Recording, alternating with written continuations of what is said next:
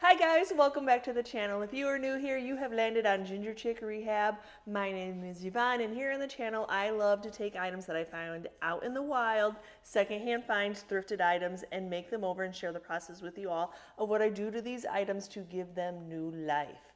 And in today's video, I am doing a hutch top, or just a side hutch. Can I keep its integrity? It is an older piece. It was probably used in somebody's workshop more than it was probably used in somebody's home. So there's some, you got some condition issues that I'm going to share with you how to work with them. And I hope by the end of the video, I have inspired you to look at those dirty pieces in a new way. I'm not sure if this is just a hutch top or it is just a cabinet on itself, because as a hutch top it would be really tall.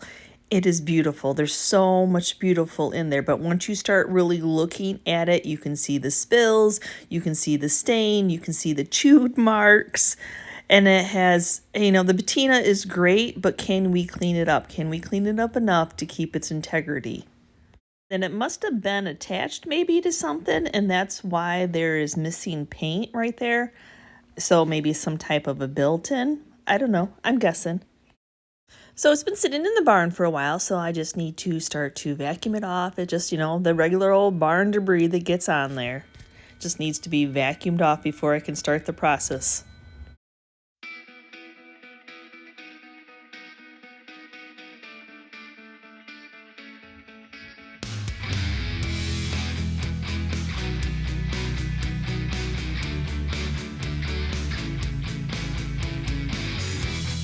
I am always amazed as us flippers, us determined people, like, I don't want to have to bend over to work on this piece. I really would like to get it up in the air. And, it's just me.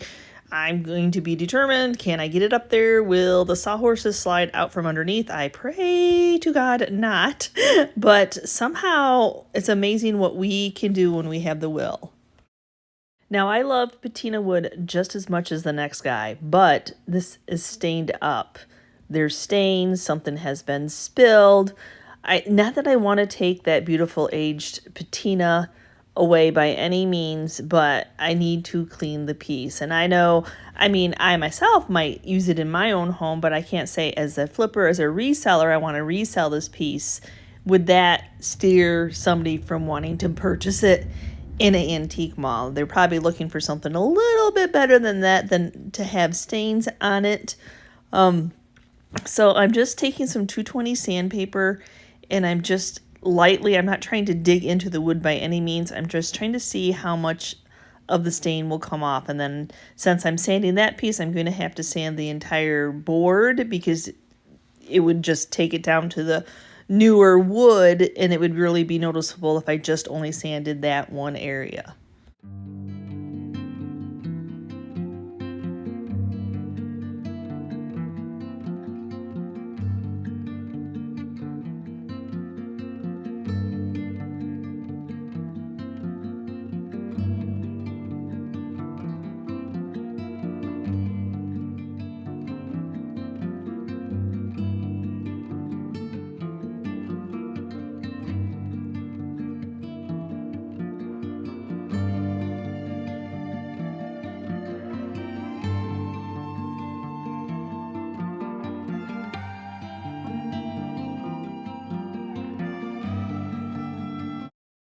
I am happy to say that I feel like the stains are coming off without taking it all the way down to raw wood. Yes, it's taking some of the patina off, but it also is cleaning it up. Some of the stain, or whatever it was that was on there, did come off when I was sanding it, so I'm so happy. I'm not going to try to get it perfect. I'm not going to take it all the way down so that it looks like a brand new piece. I really just wanted to get it cleaned up, and I think that it's doing that. But not only did I have to do the shelves, I did have to go along the top because some of that stain had splashed up to the back boards. See, you can gingerly sand something without taking it all the way down, just enough to clean it off.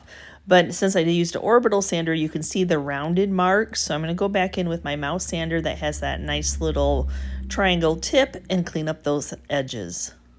And I am going to try to go underneath the shelves also, just take any rawness, anything, you know, a lot of the times that raw wood will grab cobwebs and it'll grab when you dust it and stuff like that. So while I'm sanding, I might as well just run it across, making sure that it's smooth. So now that I've created all that sanding dust, my vacuum does a really good job of sucking a lot of it in, but I loosened up some of the cobwebs, some of the dirt debris that was in the crevices and the cracks. So I want to take that air compressor and really concentrate on those little corners and stuff and make sure that it is out. When I bought this in Joanne's barn, my friend that closed her shop, I really thought that it was natural wood. That brown did not, in the barn, I did not know it was painted, but I knew that I just liked that piece. So I'm just going to run the sander, make sure that there's no bumps from where whatever was attached to that side or what it was attached to. Just giving it a nice scuff sanding. I'm not going to try to take the brown paint off by any means. All I'm doing is just evening out anything, getting out any dings, scratches, any buildup, anything that might be on there. Just scuff sanding it and getting it nice and smooth. Downside to lifting this cabinet up onto sawhorses is that I'm going to have to climb on a ladder to work on the top. And that's okay because that is only like a small percentage of what I can't reach. So it is well worth saving my back from leaning over too much. But the top does need to be sanded also.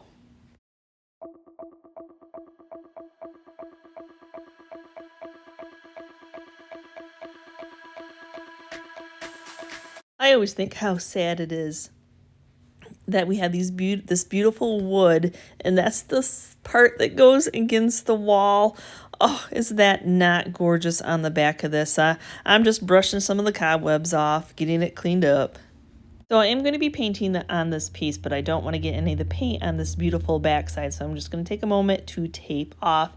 That way I don't have to worry about being a neat painter. I can just go ahead and just paint away if I have those areas protected.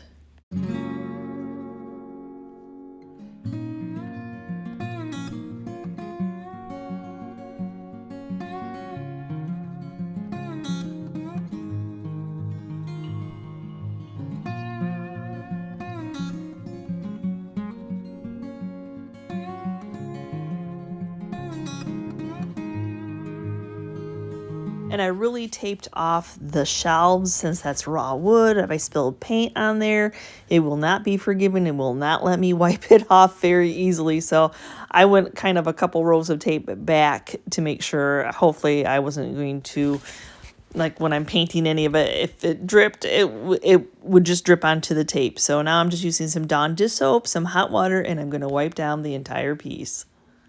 Getting all that surface nice and clean.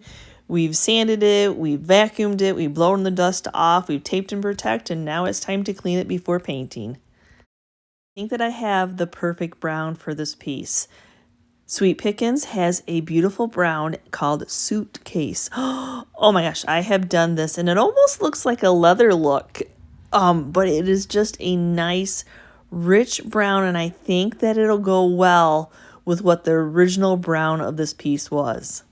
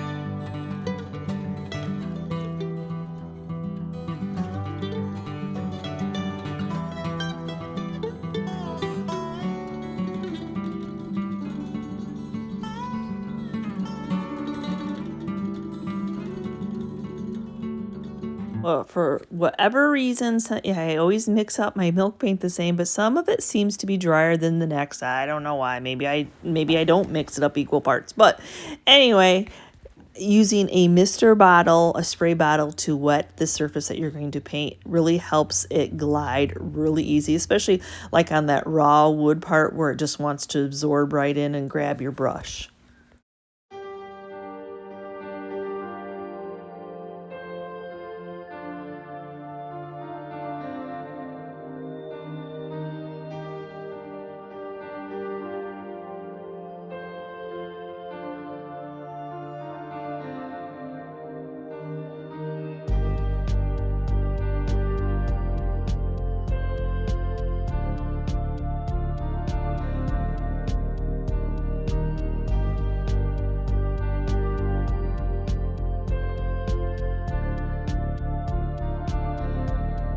That I have the whole piece painted, I'm going to go back in and I'm going to start to dry it. Just use a heat gun. I love that. I'm thinking that I'm going to get some crackling and some craziness, some chippiness, because there was already a paint on underneath. That's why I definitely did not want to take it all off. A lot of times that is what helps get all that beautiful age to this paint. That is definitely what I love about milk paint. Now, if you're looking for an even finish, the milk paint will not be for you. This is just one of those aged pieces that perfectly imperfect. I love the chippiness. I love the crackles and the oh my goodness. But I do have a problem area. Not that I burnt it, but I was trying to figure out why it had a big old bubble. It had a big old bubble, and I kind of hesitated too long trying to figure out why the bubble was and burnt it. But that is not what we're going after. It is such a big bubble that I'm going to go ahead and it'll peel off. It's just going to peel off. I'd rather deal with it now because it was just the first coat. There might have been some kind of a residue spilled that soaked into the wood that even though I sanded and I cleaned, I didn't see it. I didn't feel it. So I'm going to go ahead and hopefully the paint grabbed onto it and took it off. And so, yep, I'm going to go ahead, take it off, and then I'll sand that area and then I'll reapply the paint.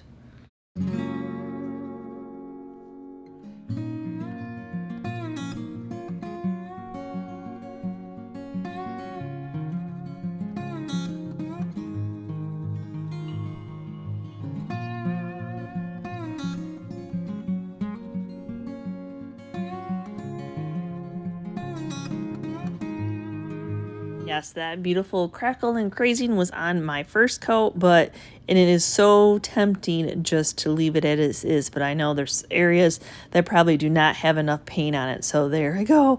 Second coat being applied.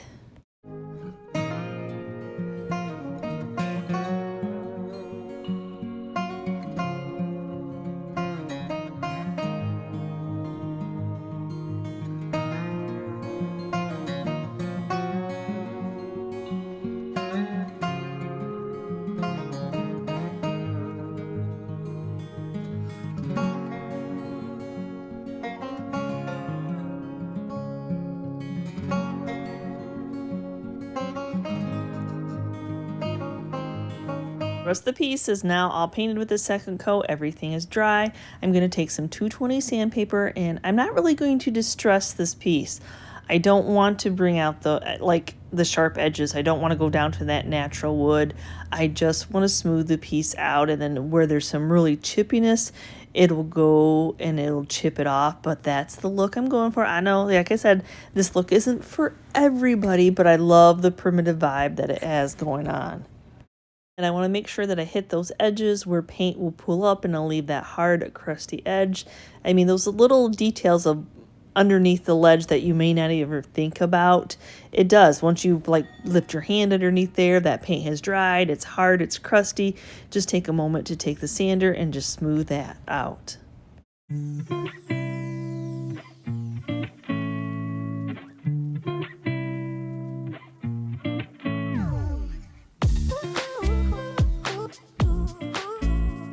Next up has to be my absolute favorite of making over a piece is adding that black wax. Oh, does it richen the paint and just make it come alive? But then it also sticks in all those cracks and crevices and the chippiness. and it just really makes this piece look like it's been painted for hundreds of years, that's sat in the weather, that's been hot and cold and had things spilled on it. Just the age, oh, I just love it. I get it all waxed, and now it's time to rub and buff. So wax on, wax it off. Oh, I don't know, be still my heart. I just absolutely love this look. I just cannot get enough of this milk paint, especially when it does what you hope it does, because it's unpredictable. It doesn't always crack, crazy chippiness. It doesn't always do that by any means. And I don't take the tape off till I am good and done, because now I can just go to town with the wax, not worry about getting it on that raw wood. So I have the same thing I need to deal with when removing the tape off the back. The paint will have pooled up. It will leave a hard, crusty edge. So after removing the tape, I'll just take a little bit of sandpaper and sand that crusty edge off. So just all of it feels like it's just been painted forever.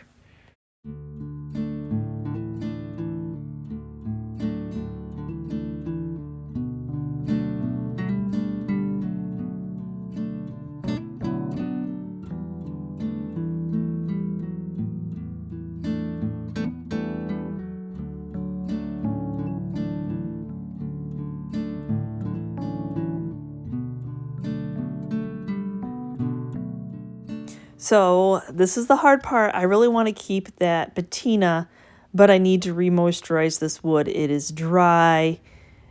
It is uneven now that I had to sand it to get the stains and the residue off. And there is a little bit of odor, but you know, you'll have that with older pieces. So I'm just using the Howard citrus wax so that'll make it smell good. It's a clear neutral wax. It's probably going to be a little bit of the red tones out in this wood. You know, it kind of is what it is. It'll calm down once it absorbs in and dries, but I really did feel like I had to finish this off a little bit somehow.